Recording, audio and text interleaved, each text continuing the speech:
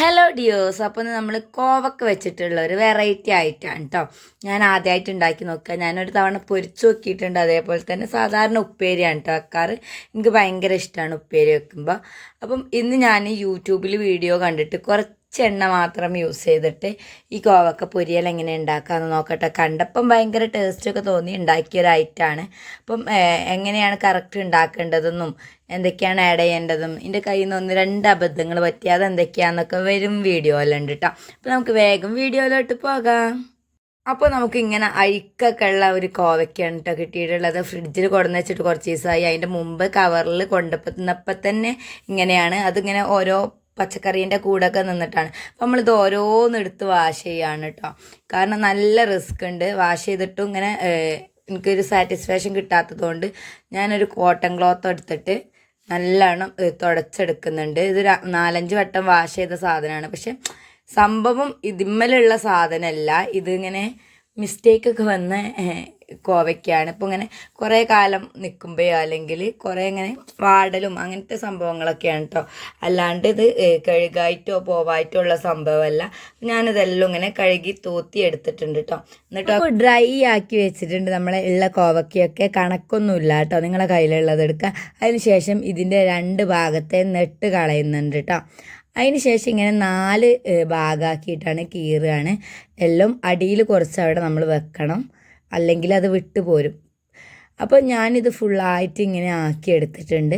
ഇപ്പം ചിലത് 2-3 പഴുത്തതുണ്ട്. സത്യത്തിൽ ഇത് ഇളയ കോവക്കൊണ്ട് ചെയ്യുമ്പോഴാണ് ഒന്നുകൂടി ടേസ്റ്റ് എന്ന് എനിക്ക് തോന്നുന്നത്. പഴുത്തത് ഉണ്ടായിട്ട് കുറേ ടൈം എടുത്തു വേവാനായിട്ട്. അപ്പോൾ ഒന്നാമത്തെ ടിപ്പ് അതാണ് കേട്ടോ. ഇനി നമുക്ക് വേഗം മസാലകൾ ആഡ് ചെയ്യാം. അതിന് വേണ്ടിയിട്ട് 1 ടീസ്പൂണ് മുളക് പൊടി, 1 ടീസ്പൂണ് നമ്മുടെ കാശ്മീരി ചില്ലിയും, 1/2 ടീസ്പൂൺ പെരിഞ്ജീരകപ്പൊടി, 1/2 ടീസ്പൂൺ മഞ്ഞൾപ്പൊടി ഇട്ടിട്ടുണ്ട്.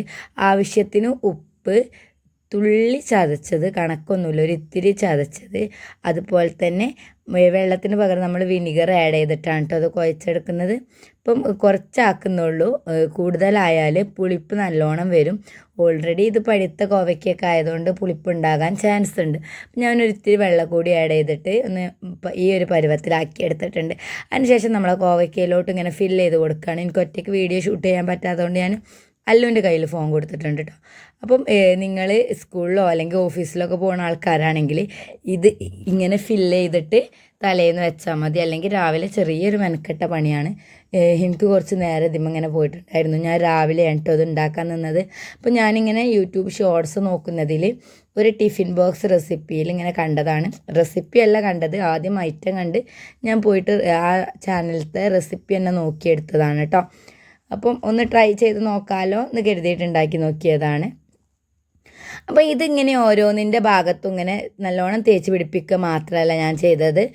സെൻറ്ററിലാണ് അവർ തേച്ചിട്ട് ഒന്നാകെ അടക്കുകയാണ് ഞാൻ. പക്ഷേ ഓരോ ഇതളും എടുത്തിട്ട് അതിൻ്റെ ഭാഗത്തൊക്കെ തേച്ച് പിടിച്ചിട്ട് ഒന്ന് നന്നായിട്ട് പ്രസ് ചെയ്ത് കൊടുക്കും. അപ്പം ഇനി ആവാത്തോടൊക്കെ അങ്ങനെ ആയിക്കോളും എന്നുള്ള രീതിയിലാണ് കേട്ടോ.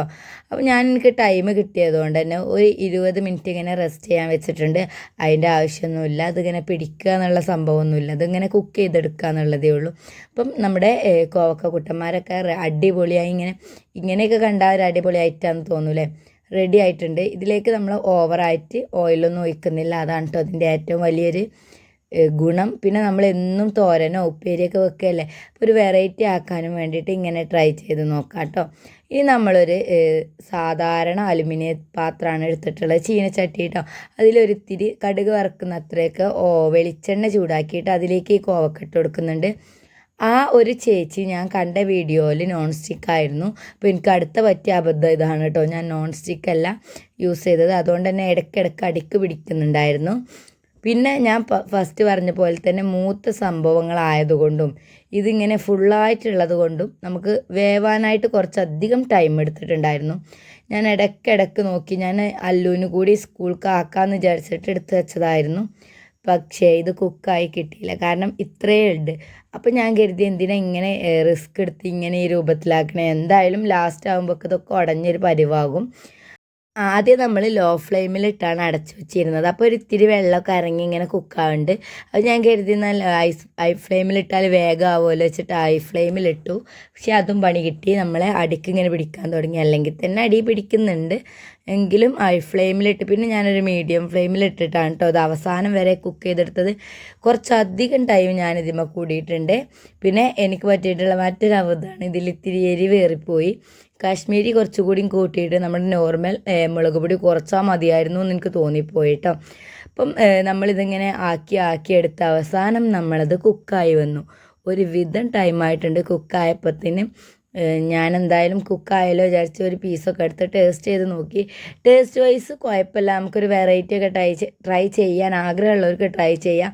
പിന്നെ അത്രയാണ് ഹെൽത്തി ഒന്നുമല്ല, എന്നാൽ ഒരു പൊരിച്ച ടേസ്റ്റ് ഉണ്ടാവണം. ഇപ്പം വെജിറ്റേറിയൻസ് അല്ലെങ്കിൽ ഫിഷ് ഇല്ലാത്തന്നോ അങ്ങനെയൊക്കെ ചെയ്യുക. വെജിറ്റേറിയൻസിനൊക്കെ ഇഷ്ടപ്പെടാൻ ചാൻസ് ഉണ്ട്. അവർക്ക് ഫിഷോ ചിക്കനൊന്നും ഫ്രൈ ചെയ്ത് കഴിക്കാൻ പറ്റില്ലല്ലോ.